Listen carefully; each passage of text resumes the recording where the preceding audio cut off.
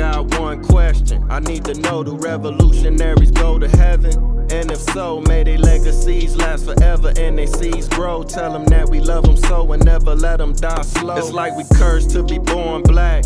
We was kings and queens, now look where we at. I know it won't be long before we take it back. I just hope I live long enough to see it happen, and that's a fact. Cause one thing when you pro-black, you might love your people, but they may not love you back. For more than 400 years, we've been under attack. We survived slavery and then they gave us crack. Do revolutionaries go to heaven? Do revolutionaries go to heaven? Do revolutionaries go to heaven? Do revolutionaries go to heaven? Do revolutionaries go to heaven? I wanna know. Do revolutionaries go to heaven? I hope so. Do revolutionaries go to heaven? I wanna know. Do revolutionaries go to heaven?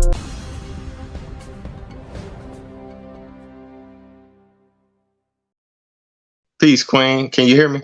Yes, how you doing? How are you? Oh, okay. All is well. I apologize about that. How you feeling? I'm so good. I'm well. How are you? I'm good. I'm good. It's an honor to have you on the platform. I definitely appreciate you coming through. For the viewers who may not recognize you, let them know who you are, and definitely Yeah, let them know where you're from. it's your girl Vina Love. I'm from Harlem, New York. I'm a singer, songwriter, dancer, choreographer, actress, model, all that good stuff. I keep going, but yes. Right. We got hip hop royalty in the building.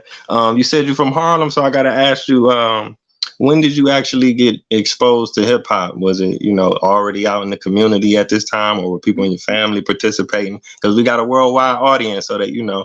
hmm Well, my dad is a DJ, DJ Kid Capri. So I was just raised around music, just period. And then just being a little black girl growing up in a household with 10 kids and aunts and uncles, is that's what keeps the family together, listening to music. So it just always been around me and just always been like in my system. I was a dancer first, and then I heavily started writing poetry, and then I realized I could sing. So I just grabbed everything together, and that's when I realized, like, okay, the music I'm growing up on really is influencing, like, who I'm going to be. Wow, that's dope. Now, what age did you start dancing? Like, were you a kid, or was it like high school, or afterwards? Or I started dancing when I was 2. I probably oh, started wow. singing maybe like around 11, 12. So yeah, Okay. so first. That's what's up. Now, is music is it something that just runs on your father's side, or do you get it from your mom's side? Is it other people that could actually sing in your family, or are you the first? It actually runs on both sides. My dad is actually a really great singer. My grandfather as well, God rest his soul. And my uncle on my mom's side is Benny King. If you know the song "Stand by Me," the original song is by my great uncle. So this is my grandmother's brother. So it's in the family. Like, God rest his soul. Also, it's in the family. We all, it's like one every 2 cousins somebody could sing. So it's definitely Wow, family on both sides.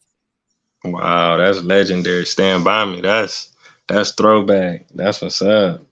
That's amazing. Now I can ask you. Now, growing up, who are your musical influences as far as people that you listen to that wasn't related to you? hmm Mary J. Blige was like the first, and just she just always, since I was a little girl and I realized what I was looking at, like, because being from Harlem is like, just being from New York. Period. We have there's like a stigma when it comes to women. Like, we have this rough, aggressive, energy. So to see Mary on the TV and she got on a baseball jersey, but she's singing, and then her voice is raspy like mine, like, it was just like, oh, okay, I'm looking at myself like, oh, I can be what she is. I can do this for a living because there's someone out there that sounds like me.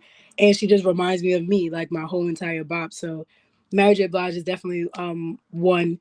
Jill Scott for sure, because I was always a poetry girl. So listening to her music, it was just like, oh, like, this is what I write. Like, and she's singing what I'm writing. So I just always had a connection to her. And the whole Bad Boy Diddy era, just because I'm from New York, so it's just a certain kind of vibe for me. Like, it's a lot. It's a lot of musical influences because that was what my life was. Like, I wasn't allowed to, like, be outside all day. Like I was in the house, so I had to listen to music, and it was just too many people for me to even name right now. But Mary J. Blige for sure. Okay, okay. Big shout out to Mary. That's the queen. Yeah, she definitely changed the game. She was very innovative and at the right time too. You know what I'm saying? Now I can ask you this. Now, what was the transition like going from poetry to actually making music and recording music? It was a lot of space in between that time because I was poetry. I want to say I was I slowed down doing poetry like right before I got to high school. Cause then when I got to high school, I was really acting, I was really dancing, like really just putting all elements together. I didn't really start recording music until around 2015 after I graduated high school. So it was a big gap. Like I had to do a lot and go through a lot before I even got in the studio because it's two different things. Like poetry, you're really it's just the words. But when you're in the studio, you don't sound like what you sound like when you sing out loud. Like it's a lot of things to think about. So it was a big space in between there. But I feel like consistency is everything. And the more I sat in the studio, the more I was able to connect my poetry to my voice and to the record. So it just took some time, but I think the transition was kind of like smooth over time. Oh, okay, okay. Now I can ask you a little bit about the I guess the creative process. Is it simple? Because a lot of people can't do all of those things. So as far as like if you writing a poem versus if you writing a rap verse or you writing a love song and you're gonna sing it, is it a similar process or is it totally different? I mean, honestly, because I say this when it comes to genres also. Like, it doesn't matter. You could write it, right? You write out your poem. What creates the genre or what creates the feel is your delivery. Like, how are you singing this? What beat are you singing it on? It doesn't matter what the words are. You could put the words to absolutely anything. So, I mean, I guess it's just about what your intention is, like while you're writing it. Like, am I writing it to be like, yeah, like, is this a rap or am I like pouring my heart out? Like, it's really just about your delivery and what you're choosing to do. Because you could say, I hate you in a happy way. You could say, I hate you in a loving way. You could say, I love you in a terrible way. So it's so many ways to do so many different things. So I guess it's about the artists themselves, what they're intending to do. Yeah, that make a lot of sense. Now you said you first got in the studio when you was 15. At that point, were you like, okay, I'm gonna do this for a living now, or did that kind of come later, or you was just ready to go? You wanna know so crazy? I didn't think about being like a superstar until after high school because I was like yeah, I was singing, I was dancing, I was acting, but I wanted to be a lawyer. Like I wanted to go to school for law. Like I even my senior year of high school, I started going to school.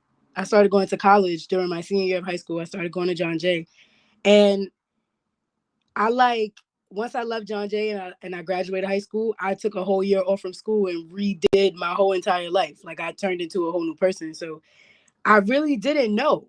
Like I really didn't know until one day I woke up and I was like, all right, this is what I'm doing. No stability, no degree, no job. I'm just going to sing. And my life changed after that.